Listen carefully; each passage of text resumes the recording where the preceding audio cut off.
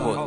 روزی میگد حضرت عمر نزد پیغمبر خدا آمد و شکایت کرد: یا رسول الله، حضرت علی بایستا که پیش از من بر من سلام دهد، وای بر من سلام نمیدهد، می ایستد تا من بر وی سلام ندهم، وای بر من سلام نمیدهد.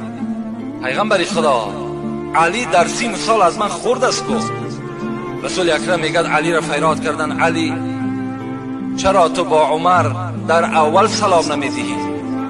حضرت علی چی گفتن؟ گفتن پیغمبر خدا، دوست داشتم که برای عمر نصیب بگردد، دوست داشتم که همین افعال، همین فعل عمر بر من انجام دهد تا که اون قصرهای بهشتی را عمر صاحب شود. لا یؤمن احدکم حتی یحب لاخی ما یحب لنفسه، متفق علیه. تمام محدث در این حدیث اتفاق کرد.